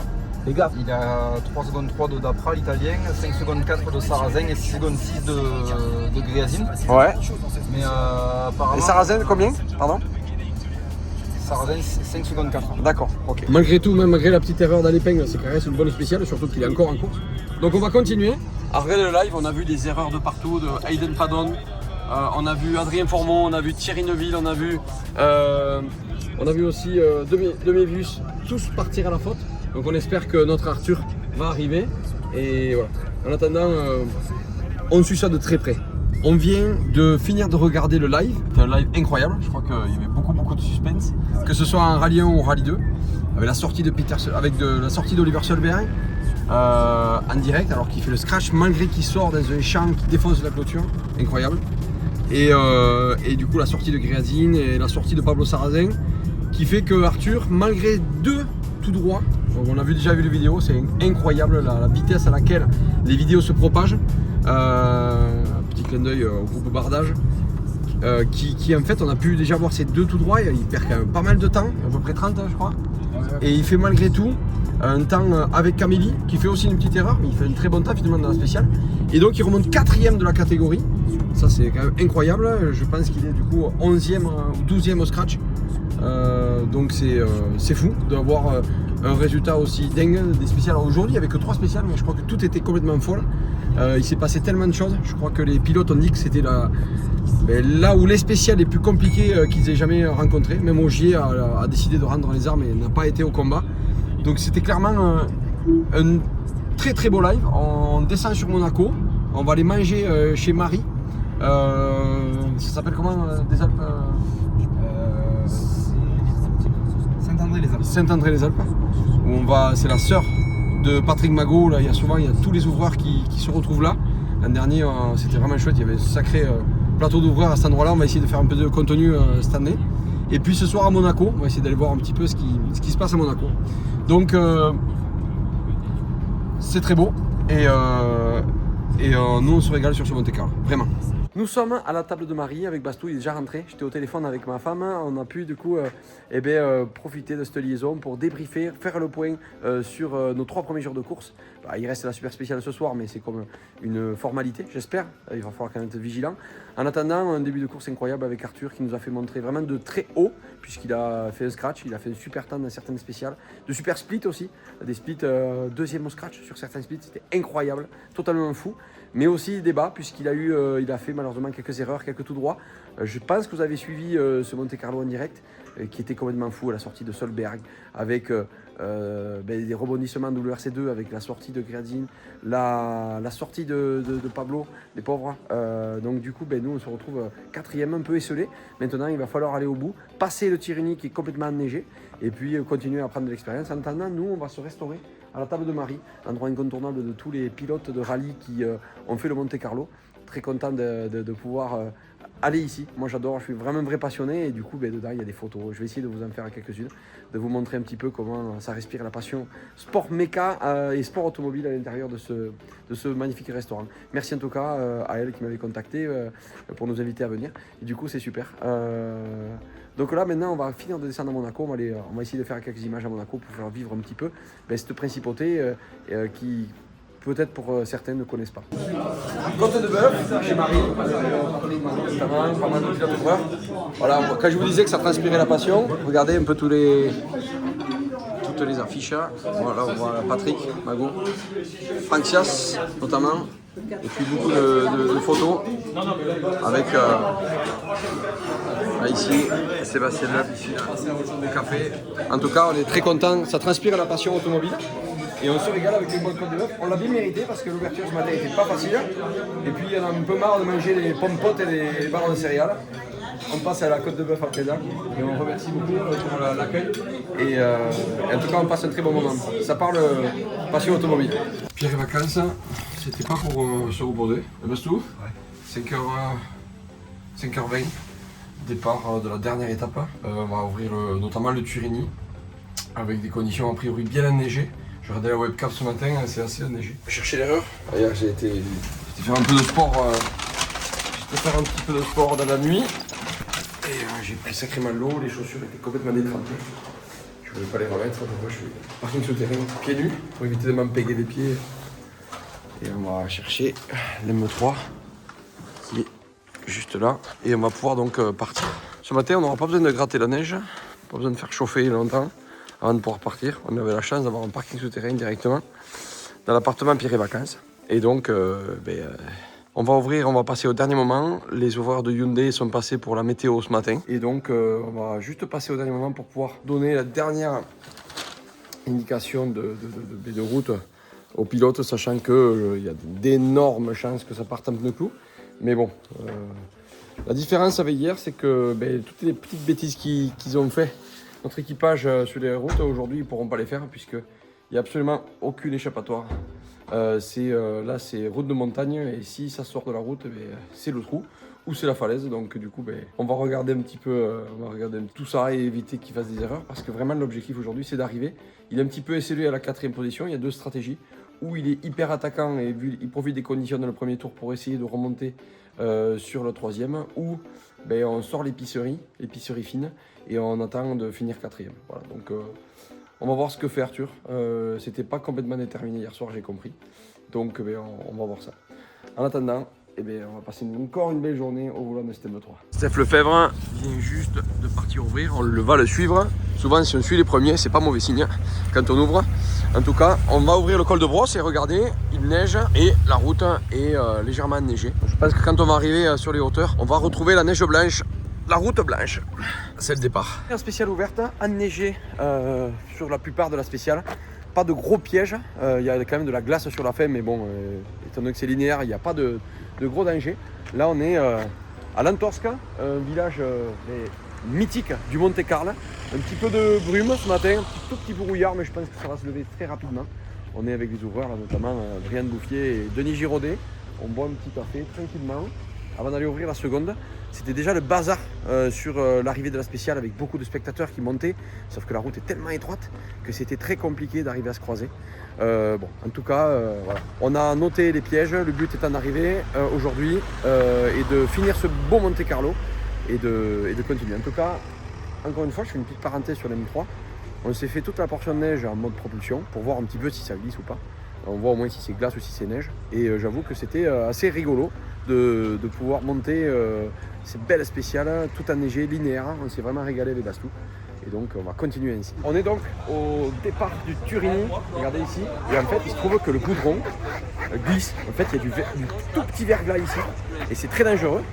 Ah, on a Stéphane Lefebvre qui passe ici. Salut Steph. Et voilà, regardez la vallée, ce que je voulais vous montrer. Un local disait qu'en fait il n'avait pas vu la vallée comme ça depuis un bon petit moment. Ça veut dire que là-haut, quand on va monter, alors on monte ici, on monte là, mais lorsqu'on va arriver au col du Turini, ce sera tout blanc et on va pouvoir retrouver un petit peu les images qu'on voyait à l'époque lorsque les groupes B, les premiers groupes A passaient au col du Turini, d'un côté les Italiens, de l'autre côté les Français. Ça va être vraiment génial. En attendant, ça annonce une très très belle spéciale. Et on a hâte de voir ça. Et voilà, là il y a l'ouvreur d'Eric Camilli, Frank Lyons et Benjamin Beyas qui viennent de partir. Aujourd'hui c'est nos concurrents directs. Et puis là on voit Steph Lefebvre concentré avant de partir puisqu'il ouvre pour Seb Augier. Et puis là, juste là, on a... Ça parle anglais avec Brian Bouffier. Il y a Denis Giraudet ici qui ouvre pour Oliver Solberg. Et qui sont donc en tête du rallye. Donc eux aussi ont un peu de pression parce que si le premier, s'ils oublient un petit piège, ben, ça peut avoir des répercussions vraiment fatales quoi, pour le coup. Donc voilà. On est au départ et je vous dis, quand je suis sorti, même si j'ai pas de crampons sous mes chaussures, mais en fait le sol glisse beaucoup. Ça veut dire que potentiellement ça peut regivrer et regeler, même sur la partie asphalte du début, puisqu'ici il n'y a clairement pas de neige, mais progressivement on peut retrouver un petit peu de portion givre-verglas et pourquoi pas même glace. Donc voilà, on va y aller. On attend le dernier moment pour pouvoir avoir les nouvelles les plus fraîches. On va quand même demander à Steph ce qu'il pense de ces spéciales ce matin là. Qu'est-ce que t'en as pensé Steph? Écoute, ça va être costaud.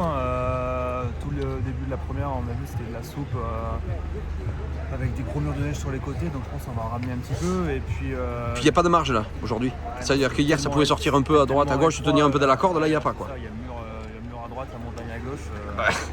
Ça va être chaud. Mais c'est linéaire quand même. Là, je pense que Turini, ça va être cool, c'est quand même un peu plus large. Il y a de la neige au bout de 3 km, je crois, km 8. Ouais, 3 km 8, ça attaque la neige. Oh, ça va être long. Oh, cool, ça va être bon. Mais ça va être cool. Super, merci Steph. Pour nous, ça va aller. Mais vous, il fait jouer un peu d'intox, non? Il va essayer d'aller chercher Vance, non? Ouais, je pense qu'il a. Je sais pas, c'était tellement des spéciales un peu compliquées que. Justement. C'est vraiment la prise de risque qui fera l'écart. Mais justement, vu que c'est compliqué, il y a plus parce que ça aurait été sec, clairement c'est mort. Mais là, ça peut. C'est Monte Carlo, c'est jamais fini. Allez, merci Steph. Nous sommes au col du Turini. Regardez, l'hôtel des Trois Vallées qui est là. On est sur la grande place, là où à l'époque il y avait des gros passages. On va vous mettre une image. Et on va donc plonger à gauche. L'an dernier, ça prenait donc à droite. Et regardez la quantité de neige qu'il y a. Il y a le chasse-neige qui est passé. Et les gens, ils font un peu les cons quand ils arrivent, les ouvreurs. Michael Bury, qui est là donc, un ami à moi. Donc voilà, ça fait. Là on est vraiment dans le. Il n'y a pas encore beaucoup de monde qui est arrivé. Vous voyez, il n'y a pas beaucoup de monde, mais je pense que ça va arriver progressivement. D'habitude, il y a beaucoup de spectateurs. Et pour l'histoire, à l'époque, ici il y avait les Italiens, en face il y avait les Français. Et ça faisait donc un spectacle et un show fabuleux. Sachez qu'on est à quand même à 1600 mètres d'altitude, comme le dit. C'est pas bon. En direct du CH de la dernière spéciale, vous voyez, il y a beaucoup d'hommes en rouge qui sont sous cette tente. Le directeur de spécial ici et tous les commissaires et chefs de poste qui sont ici. Ils étaient très sympas parce qu'ils nous ont offert un café. Un peu de plus, ils nous offraient un petit Ricard là. Oui, non, c'est bon, merci. En tout cas, une bonne ambiance sur ce rallye Monte Carlo. Là, on part pour la toute dernière spéciale à ouvrir. Alors, on arrive au terme de cette épreuve. Arthur a fait une matinée très sage, avec quand même des temps qui se respectent largement. Mais voilà, pas de frayeur, aussi pas trop de casse devant. Donc finalement maintenant ça déroule vers l'arrivée, il reste uniquement 2 spéciales pour eux, nous une seule spéciale à ouvrir.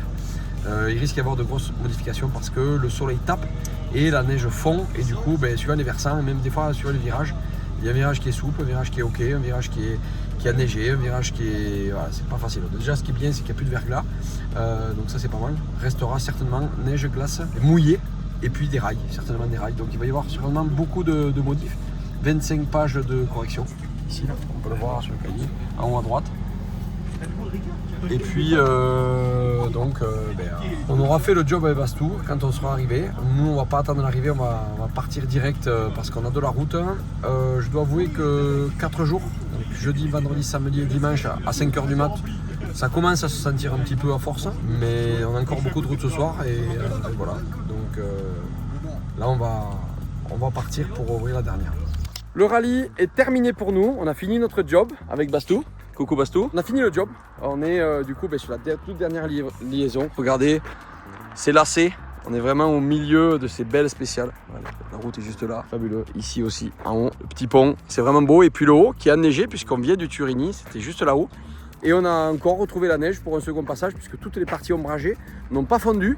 Une température 0 degré, donc ça reste. Par contre, toutes les parties au soleil, regardez même la route, a même séché. Donc nous on a fini notre taf, on a eu Arthur au téléphone qui part finalement premier de la Power Stage puisque Eric Camilli a abandonné. C'est les 3 premiers WRC2 qui partent en premier, donc il va avoir l'honneur d'ouvrir la Power Stage. Donc c'est super chouette d'avoir Arthur sur Canal+, sur WRC avec la vue d'hélicoptère, c'est vraiment top. Si il finit cette spéciale, ce sera un super résultat. Pour le moment, j'en parle pas, je ferai un débrief après en roulant. En attendant, parce qu'il ne faut pas vendre la peau de l'ours avant de l'avoir tué, et ça porte malheur, donc je ne vais pas en parler. Néanmoins, voilà, spécial du Turini, c'était mythique, beaucoup de monde sur la route, que ce soit au départ, aux arrivées, au milieu, c'était grandiose. Donc c'était vraiment une chouette, super belle expérience. Pareil, là aussi, je débrieferai plus tard. Là, je vais juste te dire que on en avait terminé et que on en a plein les bottes. Mais c'est pas fini en fait, il nous reste encore 6 heures de route. Là aussi avec des covoitureurs, vous allez voir, j'essaierai de filmer un petit peu. En attendant, cette valeureuse M3, pour le moment, tient vraiment le choc. Elle a besoin vraiment d'une très belle... C'est les Anglais avec le Kuga, là, on leur a fait 2-3 jolis passages à des moments quand ils me suivaient. Je pense qu'ils ont apprécié. Et voilà, donc c'est parti, on prend la route. On va regarder le live pour l'arrivée. J'espère qu'Arthur va arriver. Et puis si c'est le cas, on va pouvoir après du coup débriefer cette course concrètement et prendre le temps d'analyser un petit peu chaque jour de course qui était chaque jour très compliqué. Et voilà, on va pouvoir analyser tout ça. En attendant, on profite de ce paysage avant de partir parce qu'on ne le voit pas souvent. Regardez la petite chapelle en haut là. C'est vraiment super chouette. Bon, et bien en tout cas, on va retourner la voiture, on va passer notre temps encore une fois assis pour la journée, mais bon, c'est comme ça. Bon, on avait Bastou et des covoitureurs d'ailleurs, beaucoup de covoitureurs. On va débriefer un petit peu ce rallye de Monte-Carlo. Je vous avoue que j'ai ressenti pas mal d'émotions lorsque Arthur est arrivé à l'arrivée. Effectivement, comme disait Laurent Dupin, de l'émotion lorsqu'il a passé le dernier virage. J'ai cru qu'il était vraiment très large et qu'il allait me faire un demi-train dans le dernier épingle droite de la spéciale. Je pense que son équipe et son entourage doivent stresser quand il a passé la... Oui, effectivement. Déjà, on voudrait les remercier pour les petits mots qu'ils ont eus, que ce soit Bastou Pouget ou bien Arthur, quand ils ont remercié les ouvreurs. Nous, ça a été clairement, effectivement difficile à ouvrir parce que les conditions étaient clairement complexes. Néanmoins, ça a été un vrai plaisir de suivre cette course de l'intérieur avec eux. On les remercie énormément de nous avoir fait vivre cette expérience qui était très riche, qui était sensationnelle, qui a été émouvante, qui a été aussi kiffante parce qu'on a pu rouler dans cette auto dans des portions enneigées avec du grip et ça a été grandiose. Comme je disais un petit peu à Bastou, je pense qu'en plus cette voiture, elle était bien parce qu'elle est nerveuse. Elle communique avec nous, que ce soit sur l'axel avec un mode propulsion, on arrivait de suite à savoir si c'était la glace, de la neige, de la soupe. On arrivait vraiment vite à voir s'il y avait le grip sous les roues. Donc ça déjà sur la partie grip c'était top. Mais aussi très confort, on a quand même fait près de 3000 km. Donc on était super bien dedans. Je peux vous dire qu'elle a plu. Les gens qui ont croisé ou qui passaient à côté disaient waouh. Alors où ils parlaient de la couleur, ils disaient putain ce vert est magnifique. Donc là, j'ai aucun regret d'avoir choisi cette couleur en fait, parce que je trouve que finalement noir, elle serait presque fade, et qu'avec ce vert, ça y donne le petit truc en plus, même si elle a besoin de rien pour se valoriser cette M3 Touring. Je trouve que le vert rajoute une petite touche de charme finalement. Et puis aussi, lorsqu'on était dans des épingles sans faire, on n'a jamais fait n'importe quoi spécial, on n'a jamais dépassé 80 km/h parce que c'est la règle, on était traqué via un tracking. Donc désolé pour tout ce qui était au bord des spéciales qui nous a tissé, j'osais pas dire le mot parce que ça fait encore chambrer, mais qui nous encourageait pour essayer de faire un passage un peu spectaculaire. Alors on pouvait pas trop parce qu'on peut pas rouler. Après, quand c'était enneigé, il fallait bien voir si l'adhérence était là, et des fois, en étant très hypocrite, on pourrait dire que la voiture nous a un peu échappé. Voilà. Et des fois plusieurs virages d'affilée. Donc voilà, on va vous montrer quelques images des recos là où vraiment on est à allure modérée, on maîtrise très bien le sujet. Mais voilà, on a profité un petit peu de la dérive, de la glisse, et on s'est vraiment bardé dans cette M3 Touring. Donc ça, c'était vraiment chouette. Et puis c'est un Monte Carlo, donc c'est une épreuve tellement mythique que la vivre dans ces conditions avec autant de neige. Il y a plein de gens expérimentés qui ont dit on n'a jamais vu ça, et les plus expérimentés disent la dernière fois c'était il y a 15 ans et avant c'était donc ça c'est quand même super chouette de le vivre de l'intérieur. Comme je disais, c'est quand même fatigant, 5 matins à 5h du matin, 4 matins à 5h du matin, mais ça tire au bout d'un moment. Les lits superposés ou autres qui claquent n'étaient pas tout à fait du goût de mon dos, mais en tout cas très heureux d'avoir vécu cette expérience. Finalement pas si fatigué que ça, le retour se fait très bien. On a bien débriefé avec Bastou, on a discuté un petit peu de la course d'Arthur, de l'avenir d'Arthur. Et là, vous savez, chaque fois sur le vlog, j'ai une petite minute philosophique où j'essaie de donner un petit peu mon avis sur la suite. Alors j'aimerais rebondir sur un sujet qui m'a vraiment choqué. Lorsqu'on était à la table de Marie, on a discuté un petit peu avec le père de Mathéo Chatillon, qui nous disait que le tarif du pneu et le tarif de l'essence avaient complètement explosé. Et là, je trouve clairement qu'il y a la part de business qui prend le dessus malheureusement sur le sport. On a beaucoup parlé ce week-end des pneumatiques Hankook, qui n'étaient pas du tout à la hauteur de l'événement, ni à la hauteur tout simplement de championnat WRC. Sébastien Ogier l'a dit haut et fort, tout ce que tout le monde pensait tout bas. On a tous vu l'image d'Eric Camilli qui ne démarre pas et qui ne décolle pas de cette ligne de départ. C'est quand même une honte de voir aujourd'hui à ce niveau-là des pneumatiques qui finalement sont moins perfos que mes contacts que j'avais sur mon véhicule. C'est quand même une honte. Et aussi, je voulais revenir sur le tarif. C'est-à-dire que Hankook, pour avoir l'appel d'offres, la FIA a donné ça à Hankook en échange de 6 millions d'euros. Et en fait, c'était pas tellement la qualité du pneumatique qui a compté, c'est clairement le chèque qu'a amené Hankook. Et après, derrière, finalement, qu'est-ce qu'on peut avoir comme qualité lorsque un manufacturier a payé autant pour être le manufacturier du championnat? Finalement, il n'y a pas de dev comme il y avait quand il y avait la concurrence. Pour les plus vieux d'entre vous, rappelez-vous quand Pirelli se tirait la bourre avec Michelin des années 90, c'était quand même fabuleux. Il y avait aussi un combat avec le pneu, donc ça poussait vers l'eau. Là, typiquement, ça ne pousse pas du tout. Donc, ils nous ont expliqué, le père Amatteo nous a dit que ça coûtait quand même 510 € le pneu, qu'ils avaient pris encore 20%. Donc, un clou qui vaut rien coûte 510 € pièce. Alors, j'ai du mal à comprendre le sens. Derrière, l'essence, qui en plus, donc c'est l'essence spécifique, on pourrait un petit peu la comparer à du kérosène. Là, clairement, l'essence, elle vaut rien. Arthur nous disait que la voiture, on avait l'impression qu'elle tirait moins qu'une Rallye 3. C'est quand même une honte de payer, écoutez bien, 10 € hors taxe par litre.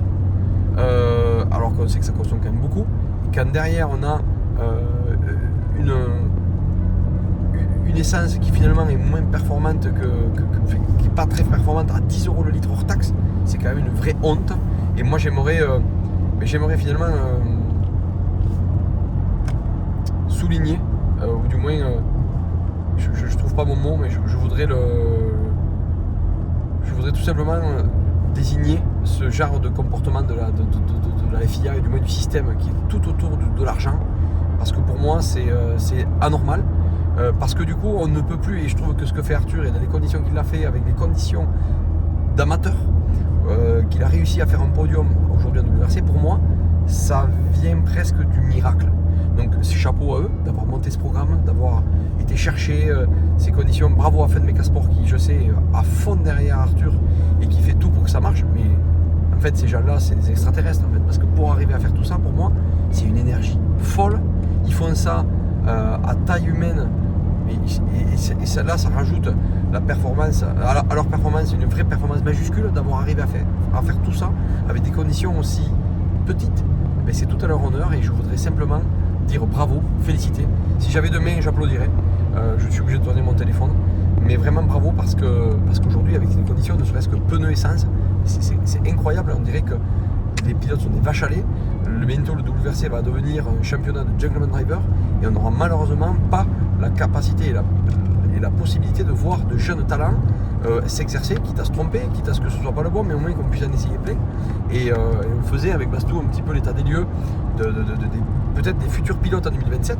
Le problème, c'est qu'il y a plein de pilotes qui potentiellement ont du talent, mais qui ne pourront pas le montrer parce qu'aujourd'hui, c'est devenu complètement inaccessible. Alors, ça fait déjà longtemps que ça l'est, mais j'ai vraiment l'impression qu'aujourd'hui, on a repassé un cap et je suis très déçu de ce genre de comportement de la part des fédérations, de se laisser happer par l'appât du gain. Et c'est vraiment dommage. Voilà. Je trouve que le pognon. Alors, je suis pas né de la dernière pluie. Ça fait longtemps qu'on sait bien que faut arrêter d'être naïf et que ça fait longtemps que c'est l'argent qui domine.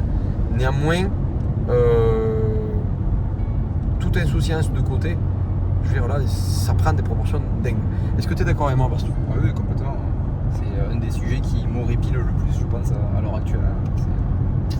On casse le niveau du championnat avec des prix exorbitants et voilà, comme tu le disais, des jeunes comme Arthur qui ont vraiment le talent doivent vraiment se mettre en 4 pour y arriver et encore, voilà, ils ont fait qu'une manche. En championnat du monde, c'est 13 rallyes. Donc, je vous laisse imaginer le budget qu'il faut pour une saison complète. Bon, en tout cas, ce qu'on espère, c'est qu'Arthur ça puisse faire un tremplin. Je pense qu'il a été vu, ne serait-ce que par Hyundai, par des sponsors, par des gros sponsors, parce que je parle pas du boulanger de Rignac et j'ai rien contre le boulanger de Rignac, peut-être il est partenaire, je sais pas. En tout cas, je parle du gros sponsor, moi. Je parle de Red Bull, je parle de manufacturiers, etc., qui puissent vraiment lui filer la main et pour pouvoir aller chercher derrière un vrai championnat, prendre de l'expérience, pourquoi pas. On peut se permettre de rêver, on en a parlé, en 2027, que ce soit un pilote, il aura 27 ans, puisqu'il est né en 2000, mais qu'en 2027, finalement, il fasse partie des pilotes phares pour un constructeur qui veuille embaucher. Et moi, j'ai envie d'y croire, en tout cas. Donc voilà pour la minute philosophique. Et c'est terminé. Je vous laisse partager en commentaire ce que vous pensez de ce que j'ai dit. Merci de me dire ce que vous en pensez. Je ne pense pas me tromper de savoir qu'il y a des gens qui soient OK avec moi. Mais pour autant, je trouve que ça mérite d'être dit, ce genre de choses.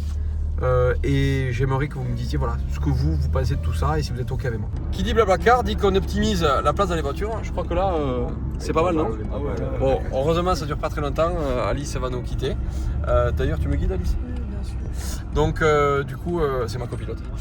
Du coup, on va essayer de reprendre un petit peu d'oxygène de la voiture parce que là, on étouffe un petit peu. C'est ça aussi le Blablacar. Mais en tout cas, c'est sympa, on découvre des gens, etc.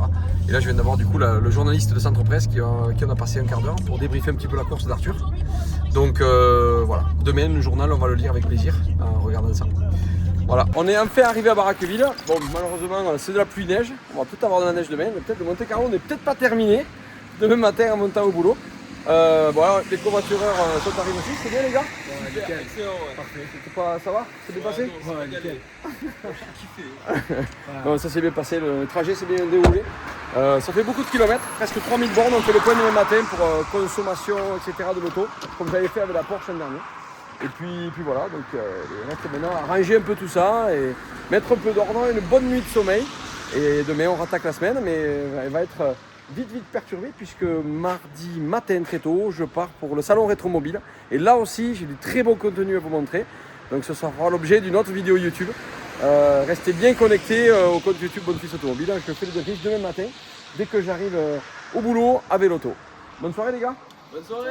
Ça y est, nous sommes rentrés. C'est définitivement fini le Monte Carlo. C'est lundi matin, on se remet au boulot. Je suis retourné, donc du coup on est au centre de vente. On va pouvoir enlever tous les autocollants, nettoyer complètement la voiture, dessus, dessous, dedans, etc. Elle n'est pas vraiment trop sale dedans, c'est plutôt là l'extérieur qui a vraiment pris beaucoup de boue, de neige, de sel, etc. Donc il va y avoir un gros nettoyage. Je fais comme d'habitude l'an dernier, j'avais fait un petit débrief pour parler un petit peu consommation, faire un petit bilan de cette voiture. Il s'avère que c'est une agréable surprise. Alors je m'y attendais, si j'ai acheté ce produit-là, je savais ce que j'achetais, néanmoins ça a été vraiment le vrai coup de cœur. Alors d'une part, on va parler déjà esthétique, le verre. Oh, vraiment pas déçu. Alors déjà, il plaît beaucoup. Tous les gens me disent, mais ce verre est magnifique. Alors c'est vrai qu'il est très nacré. On peut voir du verre clair, du verre menthe, on peut voir du verre foncé par endroits. Moi, j'adore la couleur. Ensuite, esthétiquement, la phase 2, avec la signature lumineuse verticale, plutôt que le traditionnel Angel Eyes. Moi, je préfère, perso, je trouve que c'est plus moderne. Ça correspond vraiment à l'innovation et aux nouveautés de chez BMW. Et puis vraiment cette voiture esthétiquement vraiment top. Au niveau châssis, bon, les pneumatiques ils étaient très vieux comme je vous avais expliqué, mais pour autant j'ai trouvé que j'avais beaucoup de grip, surtout sur le trait avant, dans la neige, dans la glace, etc. J'ai vraiment été agréablement surpris. Ces Michelin c'est vraiment top, malgré qu'ils soient de 2018. Et puis bon, derrière, ils ont fait le job, ils étaient crantés, même si c'était très vieux. Dans la neige ça allait super bien. Par contre sur les portions vraiment très humides ou sur les portions où il fallait que le pneu vraiment travaille quand il faisait froid, là c'était la galère parce que le pneu rivait à plat, dérivé. Il me dit 80, je porte, ça c'est joli. Et du coup, vraiment top. Très belle auto, un châssis vraiment au top, facile à faire glisser, vraiment pas piégeuse, qui téléphone beaucoup. Et franchement, ça m'a vraiment surpris. Alors j'ai passé la plupart de mon temps en propulsion. Lorsqu'il y avait trop de glace, j'étais en 4 roues motrices. Et là c'est vraiment le bouton magique. Quand on n'arrive plus à monter, que l'arrière on n'arrive plus à gripper. Moi j'avais mis en mémoire, je vais vous montrer à l'intérieur, j'avais mis M1 ici en favori pour les 4 roues motrices et M2 pour le 2 roues motrices. Donc vous voyez d'office, dès que j'appuie sur M2 deux fois, hop, là je suis en two-wheel drive. Je continue mon débrief en discutant un petit peu aussi de l'intérieur. Alors ces sièges blancs, non seulement ils sont beaux, parce que je trouve qu'ils se marient super bien, je ne sais pas ce que vous en pensez, mais et tellement l'auto est neuve, je vous promets qu'elle sent, comme je disais, elle sent la BM neuve. Et puis regardez, il y a encore les autocollants, la voiture est comme neuve, ça c'est fabuleux. Donc vous voyez, elle n'est pas trop sale à l'intérieur, on a été quand même assez propre avec Bastien. Donc je disais très confortable, ces sièges avec plusieurs positions. Je m'étais mis diverses positions en fonction de si j'ouvrais ou si j'étais en liaison, ça c'était très agréable. Et puis bon voilà, cet écran, cette dalle fabuleuse avec le grand CarPlay, toutes les infos, c'était vraiment chouette. Beaucoup de confort. Pour finir, la partie moteur. Au niveau moteur, là j'ai été bluffé. Alors on roule énormément sur le couple lorsqu'on ouvre et lorsqu'on roule, on est vraiment sur le couple. Par contre, à plusieurs reprises, j'ai tapé un petit peu dedans sur les hauts régimes et c'est là où on est complètement bluffé. C'est-à-dire que non seulement ça pousse en bas, mais quand on est en haut, ça hurle, ça fait un bruit rageur impressionnant, même sans forcément le mode l'échappement libre. Et là c'est vraiment quelque chose et on se dit qu'il y a encore une autre dimension en fait sur les hauts régimes et on s'y attend pas. Et c'est là où on voit que cette voiture, pour la maîtriser à 100%, en dehors d'un circuit, c'est très compliqué. Et ce 6 cylindres en ligne, il est fabuleux. La voiture, en fait, elle crie à haut régime. C'est incroyable et surtout ça pousse fort. Donc pour arriver à tout passer au sol en enlevant tout type d'aide, en fait il faut être bien accroché au volant, être hyper concentré parce que tout pète à la gueule et c'est impressionnant. Donc voilà, voilà le petit débrief de ce Monte Carlo et de la voiture. Voilà, comme je le disais, l'aventure est terminée. Je vous remercie beaucoup de nous avoir suivis. J'espère que ce vlog vous a plu. Nous, en tout cas, on ne sait plus à vous partager un petit peu tout ce qu'on a pu voir avec Bastien, avec l'équipe de Mecasport et bien sûr Arthur et Bastou. En attendant, je vous dis rendez-vous très bientôt.